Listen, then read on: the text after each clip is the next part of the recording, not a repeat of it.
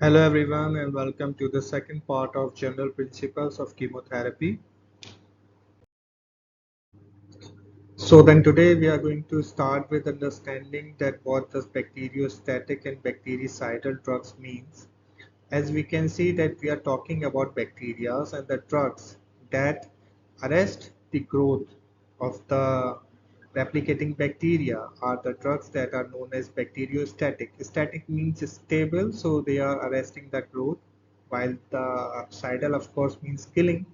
So these drugs are known as bactericidal drugs because they kill the bacteria in the concentration of 99.9%. Okay, within 18 to 24 hours of incubation under specific laboratory conditions. Okay, so then these drugs are known as bactericidal drugs, while these drugs are known as bacteriostatic drugs. Okay, the examples of some of the drugs are such as bacteriostatic drugs include chloramphenicol or erythromycin, clindamycin, sulfonamides, and the tetracyclines. All these drugs are bacteriostatic drugs, while the bactericidal includes some of the very important drugs such as aminoglycosides and beta-lactams. Both of them are very important class of drugs, as well as vancomycin and quinolones such as ciprofloxacin, which you all must have heard about, and the rifampicin, a very important anti-tubercular drug, as well as metronidazole. Okay, so all these drugs are very important drugs. Okay,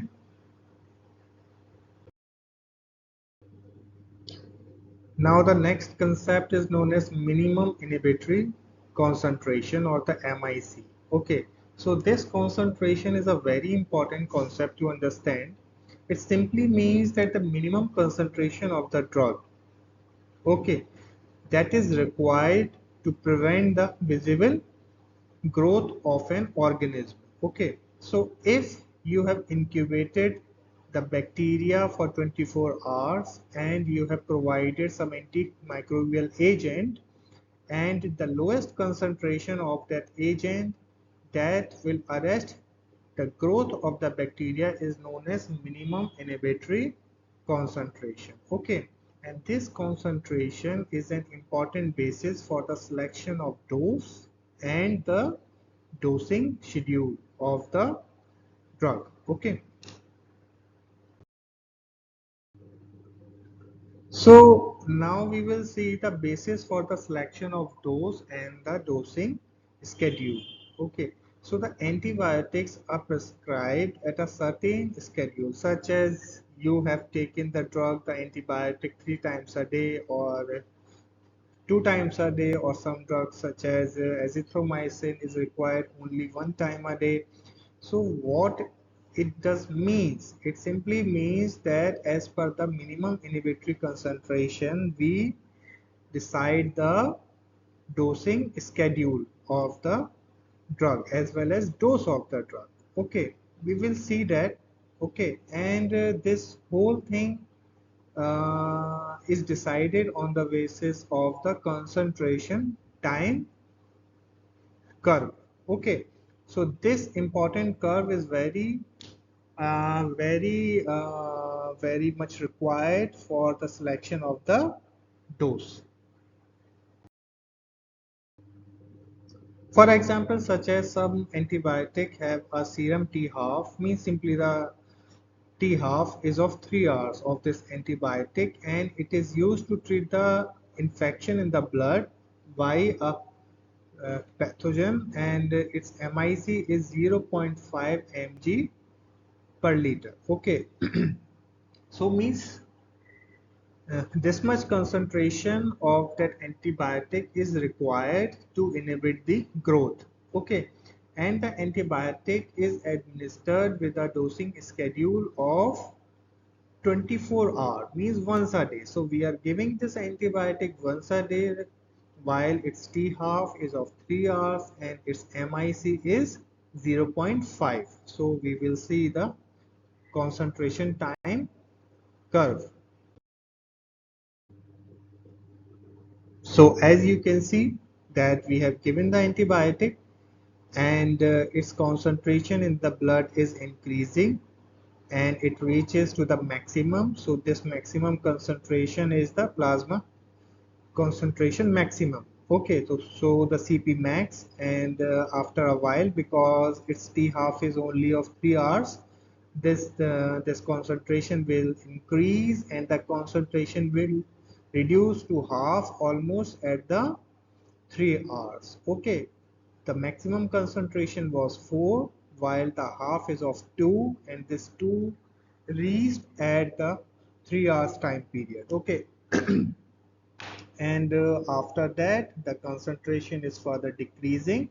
So whole this area is known as AUC, or area under curve 0 to 24 hour, means from the 0 to 24 hour of time period. Okay, so as you can remember, the MIC of this antibiotic is only of 0.5, so this much concentration is required to inhibit the growth of the bacteria. Okay, now we will see further.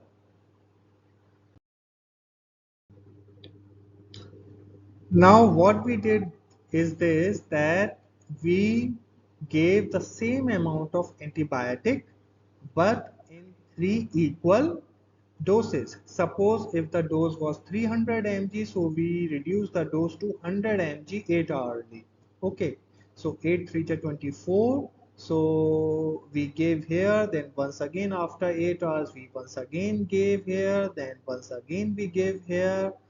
First we were using some 300 mg, suppose now we are giving 100 mg at 8 hour interval.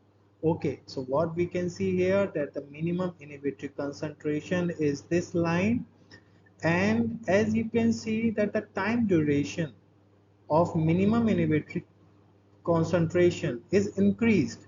Okay, in the previous graph it was not that much, while in this graph, as we divided the dose in 3 equal doses, the minimum inhibitory concentration time period has increased. Okay, so all this is very important to understand, because as per this we then decide the dosing and schedule of the dose. Okay, so some classes of antimicrobial agents exert greater antimicrobial effect when their concentration persists above the MIC for longer duration, as we saw that in the last example, that the MIC was longer, uh, was for longer period, was for longer duration. So some antibiotics works better in this way, such as very important one are the beta lactam antibiotics such as penicillins. Okay, so the penicillins, if they are given in some divided doses, then it's better, because that way we can maintain the MIC for a longer duration, and this effect is known as time dependent killing. Okay, because the longer the time duration of MIC, more will be the killing of the bacteria. Okay, so the beta lactam antibiotics have some time dependent killing effect. Okay, while some antibiotics show better effect when their peak concentration is as higher as possible with least amount of adverse effects. Okay, so the persistence of the concentration above MIC has less relevance for these drugs. Means we do not want longer duration. What we want is the greater peak concentration. Okay, so these kind of antibiotics have time independent killing, means we do not require MIC for longer duration. What we need is the concentration, so they have the concentration dependent killing. And one very important example is the aminoglycosides. Okay, so these antibiotics, aminoglycosides such as gentamicin or streptomycin, they are, if given in once a day at sufficient dosage, despite their short half-life, but still we give them once a day. Okay, because they show better effect. So if you think in your clinic or some hospital involved that why not we should divide the dose of this gentamicin in two equal doses, no, it's not a very good idea, because it works better if you will give a single dose, a single high dose once a day. Okay.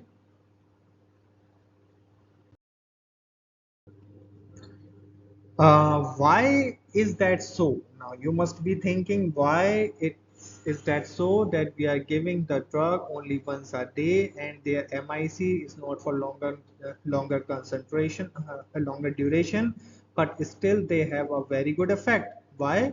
Because they have post antibiotic effect, PAE, such as amino glycosides have post antibiotic effect. So what is it?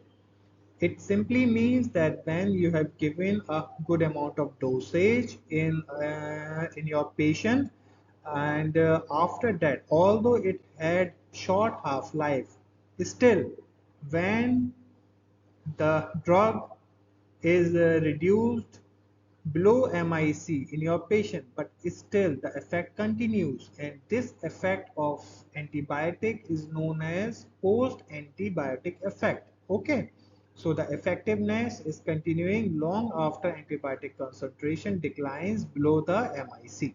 Okay, such as amino glycosides have post-antibiotic effect. Other examples such as fluoroquinolones, such as ciprofloxacin, they also have such kind of effect. They also have long PAE. Now we will see that how does these antibiotics do their very important work. Okay, how does they inhibit, how does they have the bacteriostatic or bactericidal effect on these bacteria. So we have here a figure, and here we can start from the cell membrane from the outer side. Okay, so let's start from the cell membrane. Okay, this cell membrane. So some antibiotics inhibits the synthesis of this cell wall. This cell wall is a very important protective part of these bacteria. Okay, these bacteria need their cell wall because it works as a very important barrier for the entrance of the antibiotics. So why not if we inhibit the cell wall synthesis of these bacteria? Okay, if we inhibit the cell wall synthesis, then cell wall synthesis will cease to happen, and when the cell wall synthesis is inhibited, then whole bacteria will get exposed and the antibiotics will have uh, better effect, as well as our own immune system will have better effect in killing these bacteria. Okay, so cell wall synthesis inhibitors, such as very important one are the beta-lactam antibiotics. They inhibit the cell wall synthesis. Other examples are such as daptomycin or phosphomycin or lipoglycopeptides and vancomycin. Okay, just remember the beta-lactam antibiotics is at least. Okay, then we can inhibit the cell membrane synthesis or cell membrane functions. Okay, so the inhibitors of the cell membrane functions include amphotericin B, isoniazid, a very important anti-tubercular drug, as well as polymyxins. Okay, then we can see here, what about the DNA? Okay, DNA require tetrahydrofolic acid for their synthesis. What if we inhibit the synthesis of this THFA, tetrahydro, uh, tetrahydrofolic acid? What if we synthesis this metabolism, such as from the sulfonamides or trimethoprim? Okay, these sulfonamides, trimethoprim, very old and very good antibiotics, inhibits this metabolism, so they inhibit the DNA synthesis. Okay, how about if we inhibit the DNA synthesis, nucleic acid functions and synthesis directly? That happens with the fluoroquinolones such as ciprofloxacin or rifampicin. We also say the rifampicin. Okay, so the rifampin and rifampicin is the same thing. So the fluoroquinolones such as ciprofloxacin, ofloxacin, or norfloxacin, all these floxacins and rifampicin, they inhibit the nucleic acid function and synthesis. That's how they inhibit the growth of the bacteria. What if we inhibit the protein synthesis? If we are not being able to inhibit the DNA function and mRNA is forming and then protein synthesis is there happening, what if we inhibit the protein synthesis? And that is done by the amino glycosides, okay, as well as chloramphenicol or clindamycin or macrolides antibiotics such as erythromycin or azithromycin. You all must have listened about azithromycin, as well as oxazolidinins and the tetracyclines. All these antibiotics inhibits the protein synthesis. So here is the classification from the KDT. These are the cell wall synthesis inhibitors such as penicillin, cephalosporins, carbapenems, monobactams. All these are the beta-lactam antibiotics. So the beta-lactam antibiotics inhibits the cell wall synthesis as well as vancomycin, cycloserine or bacitracin. Then there are some antibiotics that cause leakage from the cell membrane such as polymyxin or colistin, very important antibiotic nowadays, as well as bacitracin and fluticasone B. Inhibit protein synthesis such as tetracycline, chloramphenicol, erythromycin, and other macrolides such as azithromycin, clindamycin, and the linezolid, one more very important antibiotic. And there are some antibiotics that cause misreading of mRNA. So they inhibit the protein synthesis such as aminoglycosides such as streptomycin, gentamicin. There are some antibiotics that inhibit the DNA kyrase. So they inhibit the DNA function or its synthesis such as ciprofloxacin, and there are other fluoroquinolones.